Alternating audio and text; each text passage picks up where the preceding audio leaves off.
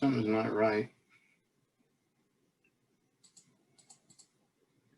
Good evening, Lauren. We're having technical difficulties tonight. Mike we had kind of a bad thunderstorm today and all last night. And so I don't know exactly what's going on, but I appreciate your patience as we try to work it out. Well, I can't see you as of yet. Yeah. I can hear you. Okay. Thunderstorm, huh? Yeah, it was pretty bad storm all night, and it's been we had a little recurrence this afternoon as well. Wow, all we have is heat. Oh yeah, where you are. Wow. Mm-hmm. Yeah. How are you getting along? We're used to it. It's the Phoenix Valley. But it's even hot for us. Yeah, but it's even hot. We've broken some records this summer. Yeah. So how are you doing, Bethany? Kind of crazy, actually. Basically having trouble gonna feel a little overwhelmed, actually. Yep, that can happen. But thanks for asking. Oh, here's Tabby. Hello, Tabby. Hey. We're experiencing some technical difficulties here, so we're kind of on like a multi-phone call right now. Yeah. I'm just letting everybody talk if they want to. We'll see if we get too many more people, it's going to get chaotic. So I'm going to stop that. All right. Well, I can always check in later. No, feel free to hang in. Oh dear, what did you just send me? Sorry, we're having.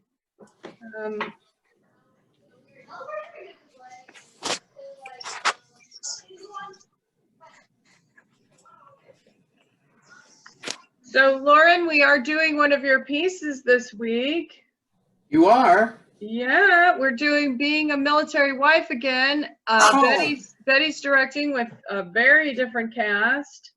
Very cool. I'm glad I'm here. Yeah, but basically I let it be director's choice. So it was like, okay, I've got 5 of my amazing directors and you guys pick pieces you would like to revisit for whatever reason. So that was Betty's #1 choice. She really wanted to crack at that one, so. I feel complimented that she wanted to do that. Yeah, she loved that piece. I can't wait to see how that turns out. I know how emotional it was for me. So yeah, it's going to be very, very, very, very different. I'll just put on no spoilers, but it's going to be quite different. So no, that's good, because when I originally wrote it, I thought, there's some opportunity for some comedy play in here. You don't have to play it gut-wrenchingly emotional all the way. Yeah, no, that was where Tabby could go, and I wanted to give her the chance to really explore those colors, and I think she did just such a beautiful job. But yeah, that's the amazing thing about that piece, is that it is really rangy. I mean, you can do a lot of different things with it. So I'll be interested to see how that goes. Yeah, Tabby, I'll be interested to see what it's interesting when she here's Elaine. to me. She related. She's same age I am. She said, she's 73. So that story came from a 73-year-old woman looking back at herself. Wow. Yeah. year-old girl, and I'm excited to see this. Wow. It's one of my proudest pieces I've done to date. So I'm definitely interested. Yeah, you were so beautifully vulnerable in that, Tabby. It was really it was my honor to work with you on that. Oh, thank you. Here's Bo. Actually, I'm gonna go ahead and bring people who are actually working on this week's show over to the panelist side. Okay, I still can't see anybody yet. Maybe you'll be able to see that. Oh, there we go. Here's Marissa. Yay. And Elaine. Yay. Very cool. Okay. All right. Now we're cooking with some gas. So Mike is having all kinds of trouble. I don't know whether it's because of the storm last night, and I don't know. It sent me through a different way. Like I had to go through the registration again. Yeah, that's the way I had to go. That's go through you had to register again? It brought me through to the registration page instead of just bringing me to the link like it normally would. Well, it may have. I think they had a major Zoom did a major update like a week or two ago, and I know that like all these schools like crashed because Zoom was doing something weird. So they may have had to reboot things so that people have to re-register, which is annoying because you're not supposed to have to re-register if you've already registered once. But anyway, welcome Marissa, welcome Elaine. Lovely to see you, both beautiful faces. We are having problems, so thank you for your patience as we try to figure out what's going on. But anyway, we had just already started chatting a little bit. We have Lauren Marsters here, who of course wrote several of our amazing pieces from Reach and not Reach, Uprisings.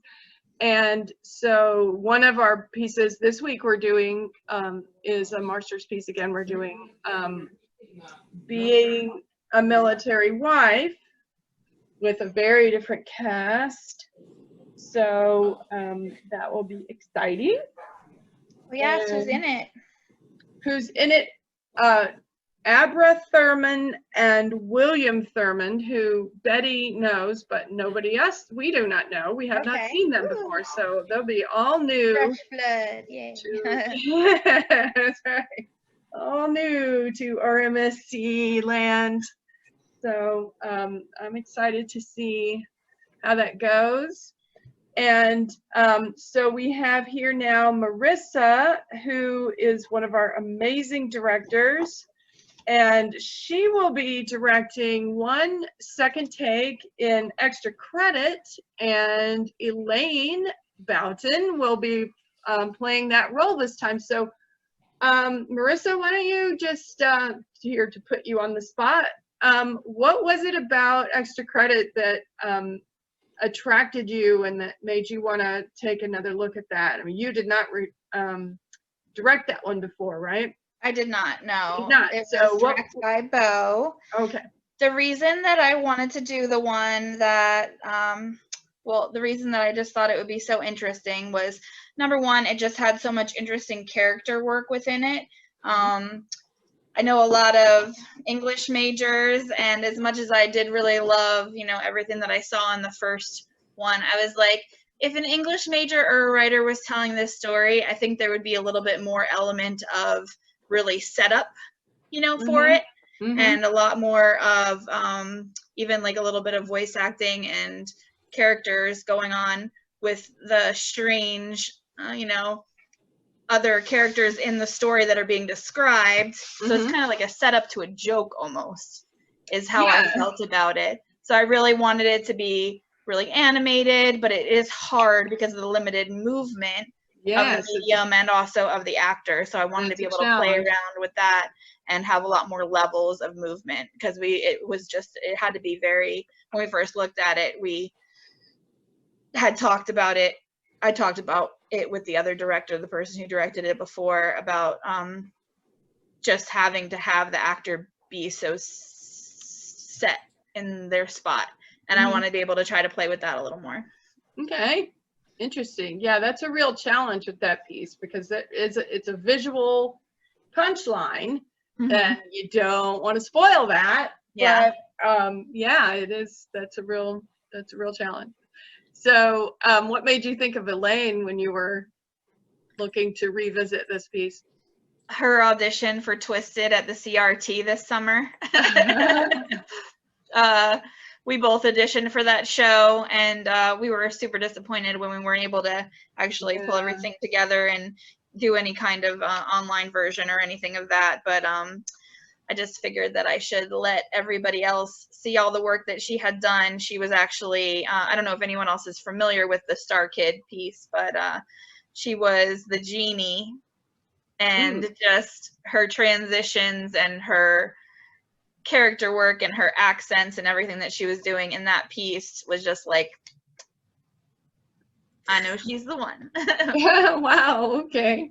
So Elaine, without giving us any spoilers, can you tell us a little bit about what you've been working on with this piece, or what you like about it or what you don't like about it? What are the challenges for you, or just any reactions? No, I actually really like the piece. I think it's actually quite fun. I would kind of like to see it also as like a film, not like just a film theater project, but like actually like a short little film, because I think it would be really interesting to see brought to life in that manner too. There's just so much to be kind of done with it. And you just have so many unique characters in it. And I like the punchline. Yeah. I really like the punchline. I was just like, that's great. Okay, cool.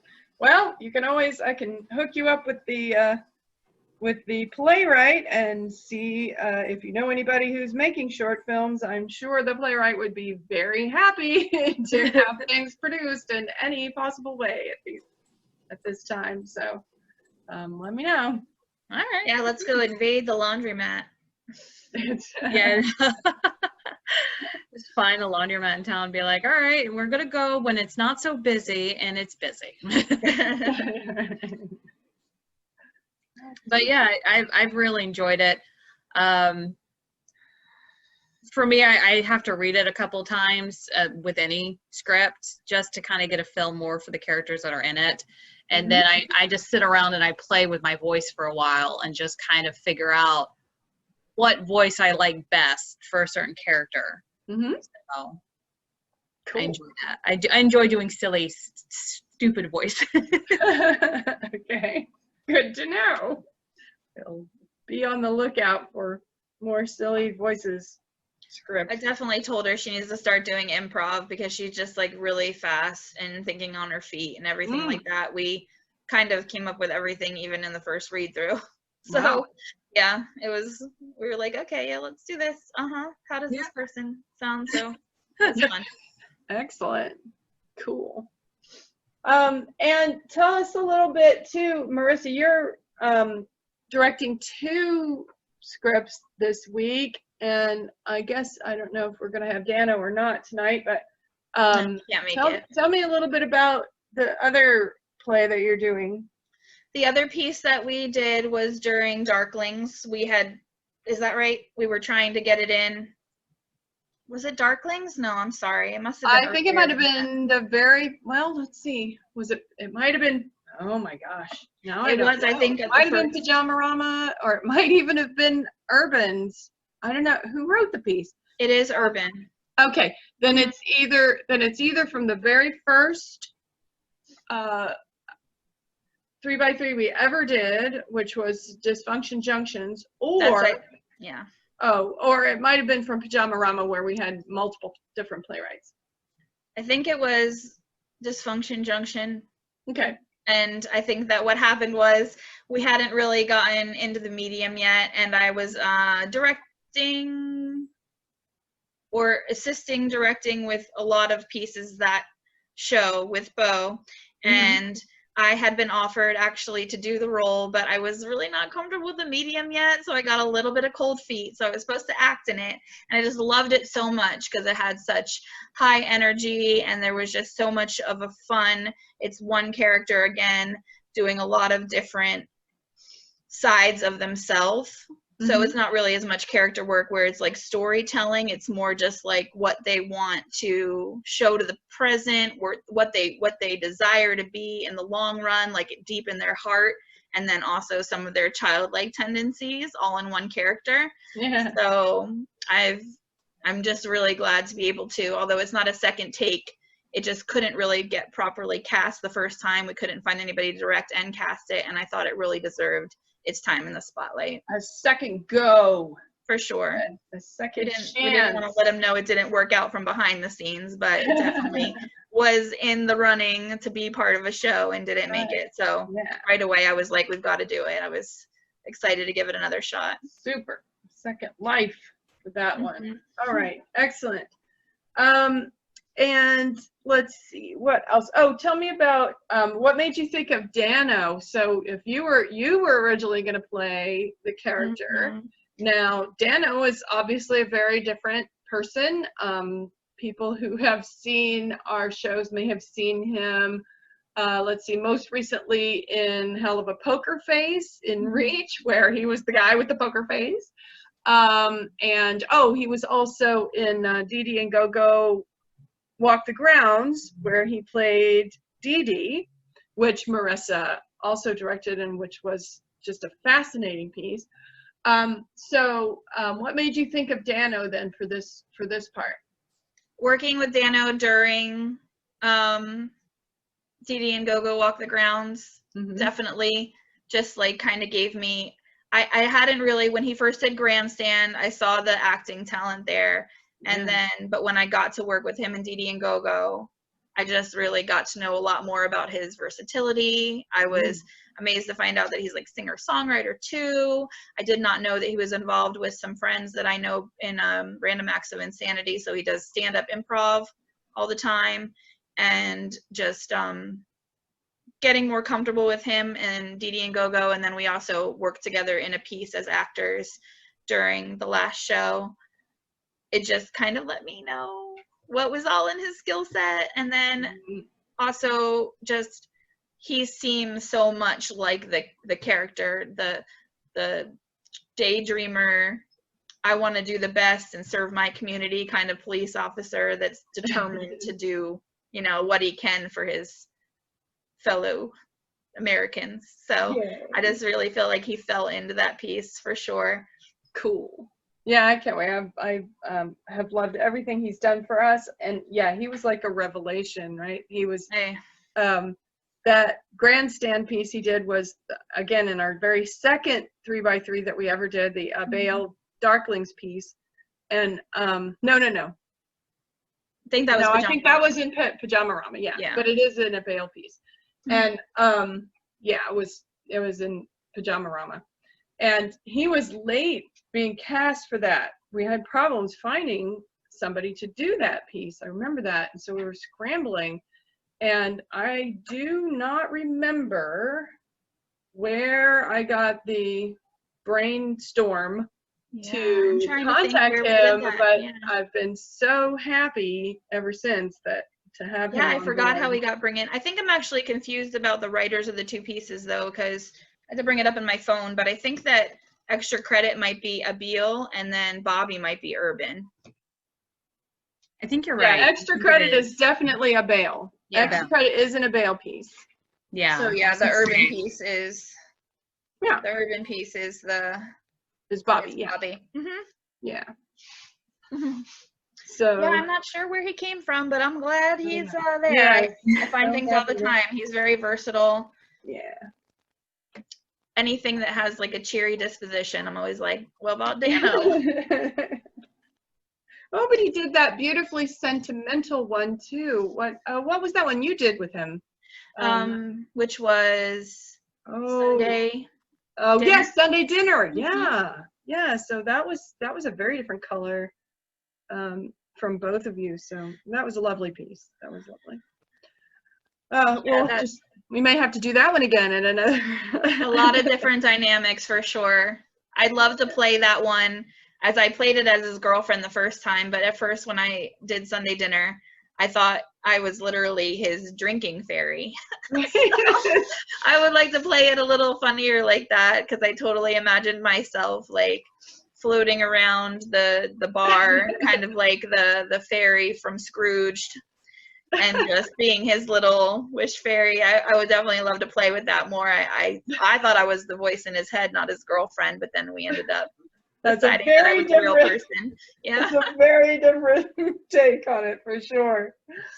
It's just so fun to play. That's why I love this whole idea, because we tried it this way, why not try it again? You know, it's almost like Yeah. we've already completed a piece and we get it where we like to have it, and then we're like, well, let's reworkshop it and see what else. So Yeah, that's the beauty of live theater too, that you know, when people make a movie, yeah, they do remakes every now and then, but you know, theater is the kind of thing where, you know, two different theaters can do the same script in the same year, and it's really two different shows. I mean, no, I it's totally the same agree. script, but it's a different experience when different people take it and, you know, bring their own craft and their own creativity to it. So that's one of the great things about theater, I think, is about live theater, is that it's not canned. It's not the same thing every time you see it. It's quite different. Even the same cast.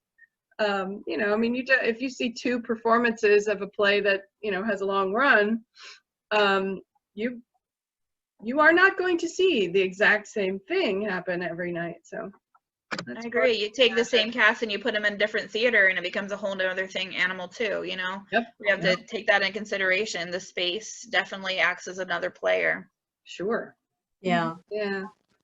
You want to talk a little bit about, now that you've done a bunch of these, Marissa, speaking of the space being a player, what kinds of things have you learned with playing with the idea of this limited but directable sort of perspective that we give the audience when we have a camera on a live actor?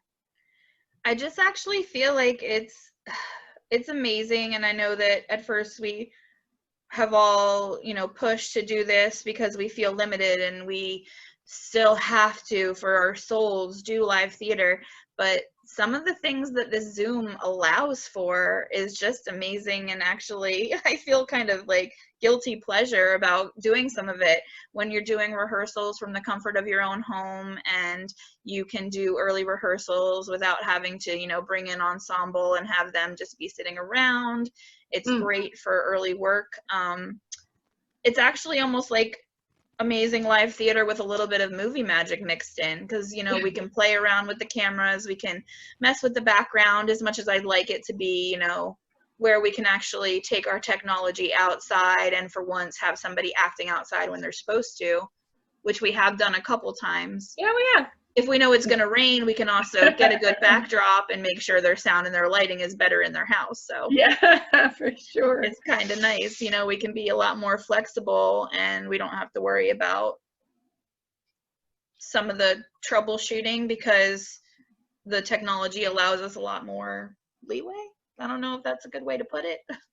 Yeah. Lauren, you have your hand up. Did you have a question or? Oh, I didn't mean to have it up. I'm sorry. No, that's okay. I just thought maybe you were I think, going to ask somebody. but one thing I would say about the Zoom format, for what it's worth, I'm learning that if the stuff works on Zoom, it'll probably work on stage.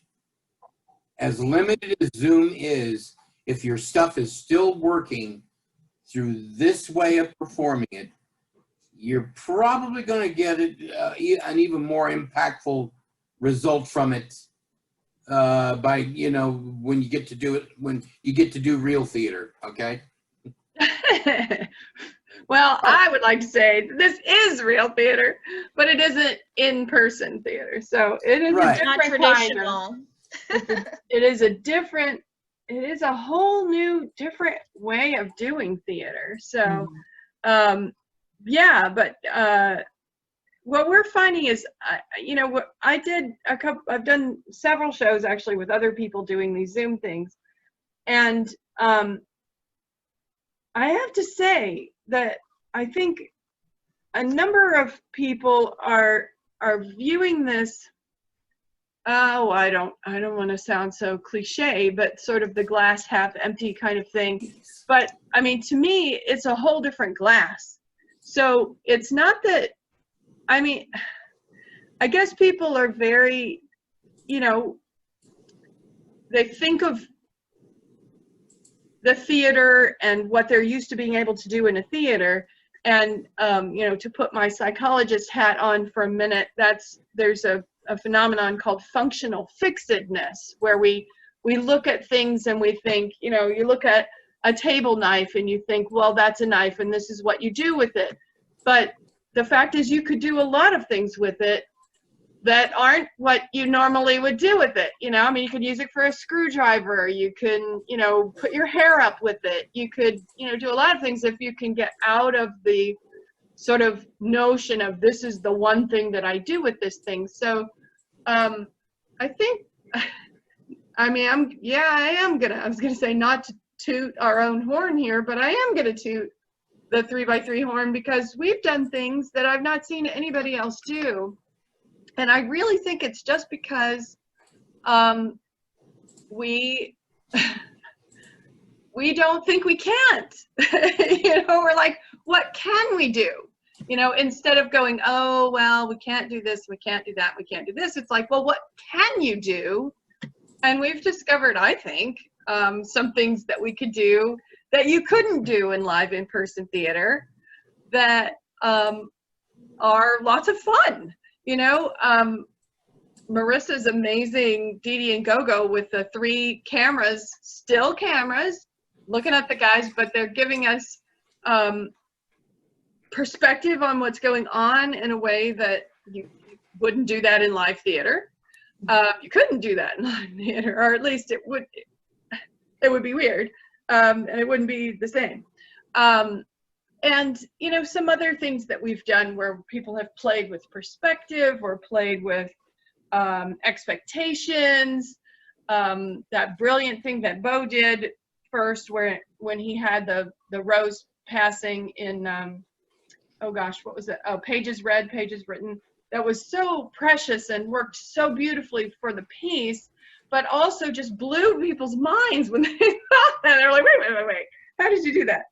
And then Betty took that same idea and just blew people's minds away again with another piece. So, you know, I'm so enjoying all of our amazing directors playing with this venue, with this medium, with this whatever you want to call it. It really does feel like playing. It is, and shouldn't it be? I mean, we don't call playing.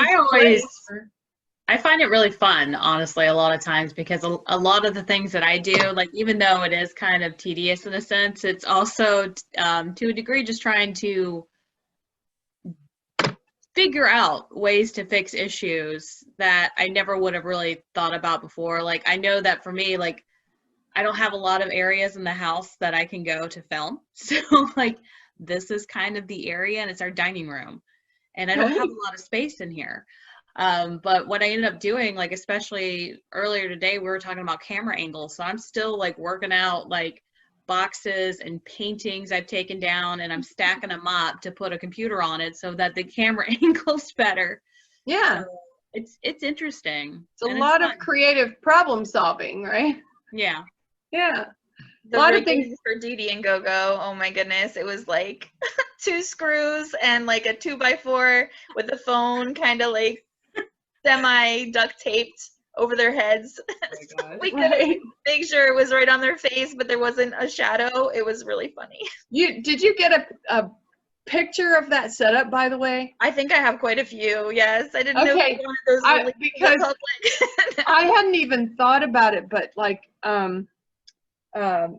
Kate asked me after the Reach piece that I did, photos of Meg. She's like, "How did you get that camera angle?" And I was like, "Well, it's hard to explain." She's like, "Take pictures of it and send it to me." So I did, and she's like, "I can't believe you did that." And I'm like, "Yeah," and that made me think we should probably document what we're doing, if we think about it, because you can't, you know, we're able to control what the audience sees in a way with this that you can't do in the theater. Like, you really are picking their perspective, but all of the like hoops and hurdles that we go through to make it work, are fun, I think, to look at afterwards and go, oh, that's what it took to get that. You know, like, I mean, I had boxes stacked all over the place and my laptop almost closed and, you know, lamps teetering on top of things to get the lighting so that you could see me from this angle. And it was just, like I said, a lot of creative problem solving. And I think people would like to see that, you know, I mean, people do like to see the behind the scenes things. So, yeah, if you have pictures of any of your setups that you've done, or, you know, what it took, Elaine, for you to get those puppets in the last piece that you did, to Well, that was set up the way they did. And that was more or less camera angle, because that I liked a lot, was trying to put them more in the foreground, so they were a lot closer so people could see them, and they were always in the shot. So like they were just sitting on the glass dining room table, but I had to push to the edge of the table, but closer to the camera than I was. And I really thought that looked good. It did look great, and they were beautiful. And Marissa made those, by the way. And they were just, that was great because they were so gorgeous. It was really inspired to put them so close. And it worked beautifully because then we always had faces very close up to see. But then you were able to work quite a lot of depth back and forth from the door. So that was really nice direction and a nice performance too. So that was a nice piece too. Oh, by the way, while I've got you here, would you like to reprise that one for the Halloween show? Because I would like to do the experiment and the experimenter, which we didn't get a chance to do, the companion piece, for the Halloween show. So you available? Putting her on the spot. Is it on Halloween? It'll be on Thursday. It'll be on October 29th, I think it is. That should be fine. Yeah. I'm up for it. Yeah. Super. Sure. That's great. Still got the puppets? Pull out the puppets. No. I heard you give them back. No, I meant Marissa still has them. I still have everything at the house. Yeah. It was funny though when I handed it to Elaine, especially the werewolf one, because it was on a piece of wicker, like a wicker head form that I had. I was like, so there's a wine bottle in here that has water in it, so be careful because there is glass. And then there was a weight that I got from somebody who cut tree lines that was tied to the bottle, that was holding it on this side, and then wrapped up in the shirt were 2 of my leg weights from the gym. And I was like, don't hurt yourself.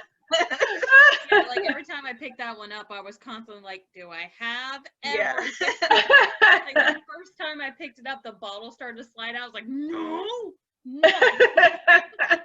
That's another thing we need pictures of, although it sounds like we might not be able to see if it's all up inside the thing. But yeah, that would be. And that was the other thing with the mask, was the dynamic of like just not really being able to like kind of pick them up and fiddle with them just because of the stands that they were on. And that's another reason why I was like, I still want them in the shot though, and I want to make sure that because they're pretty much characters in that. Yes.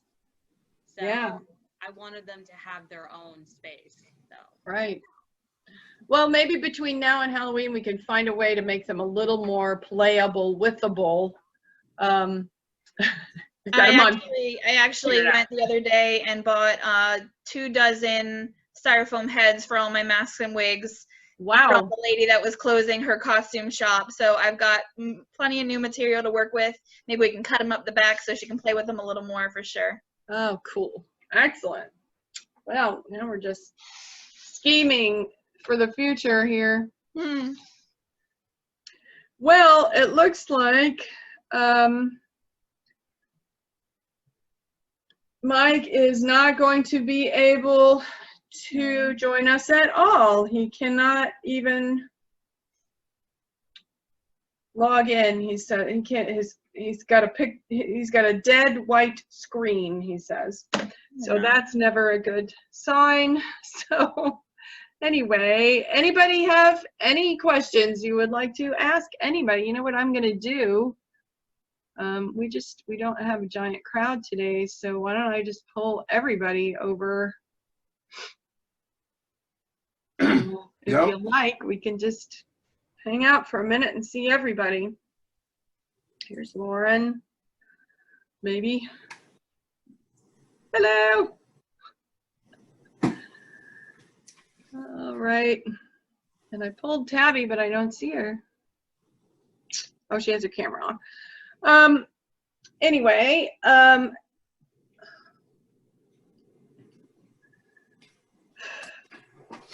anybody got anything else you want What to? other pieces are being redone in the show this week? Okay, yeah, we should do that. We're doing Being a Military Wife.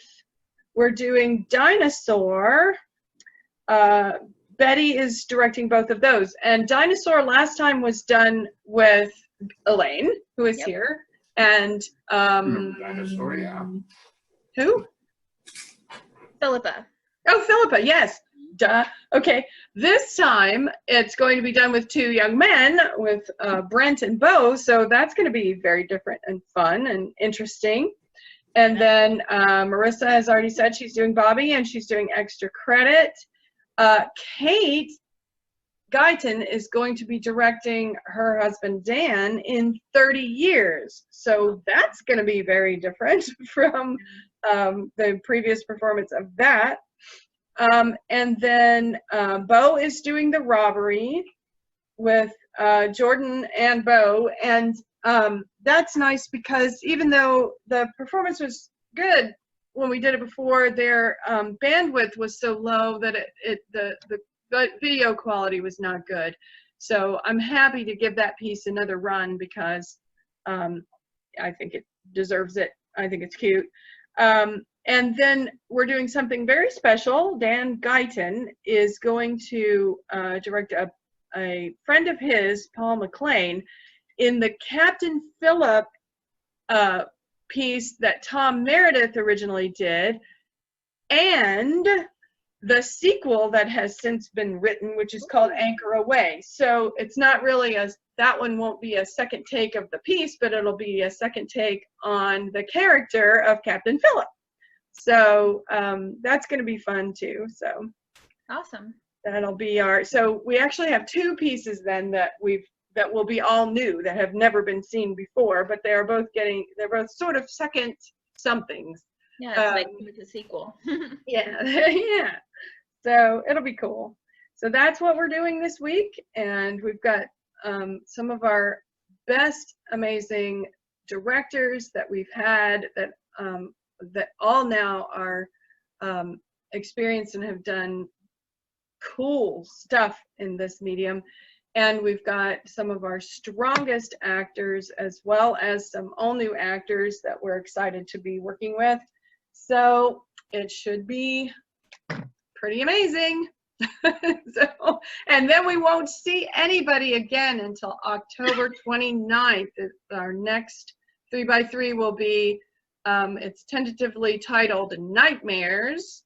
And it'll be a collection of spooky themed plays, some of them very spooky indeed, some of them goofy spooky, and that will go up on October 29th, and we're already really excited about that. I want it to be particularly spectacular. I know that one piece is going to be great already because Elaine is going to be reprising her experiment piece, so that'll be great. And we have other pieces already lined up. We do not have the full lineup yet, so any playwright out there who might be interested in either submitting a short spooky themed piece that has already been written, that would be great. Or especially if you're interested in doing a short challenge piece for the Nightmares event, that would be great too. I would particularly be interested because right now we have a little more weight toward the truly spooky than the comedic spooky. I'm interested in picking up a couple more kind of goofy spooky pieces, just as palate cleansers, if you will. So if any playwright is within the sound of my voice and interested, contact us on Facebook, Rough Magic Shakespeare Company, We'd love to have your submissions, especially if you're interested in doing a challenge piece. So, and our challenge pieces go like this. We will give you 3 prompts from our audience members, and you have 72 hours from the time we send you the prompts to write a piece, including those 3 prompts. So, and most of our playwrights actually, just to no pressure, will take 3 sets of prompts and write 3 new pieces in 72 hours. So that's the bar. That's where the bar is now. We've had so many that have been up to that challenge that I like to throw that out there. But we will take just 1 if you're only up for 1. But 3 would be ideal, as we are 3 by 3. So I think we're good for today. I think we'll. How will the prompts be?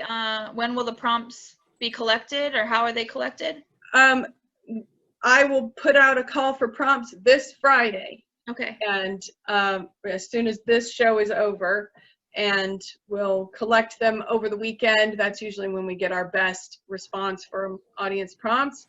And then any playwright who is interested, send us a message on Facebook, Rough Magic Shakespeare Company, or you can send it to me, and we'll send them out.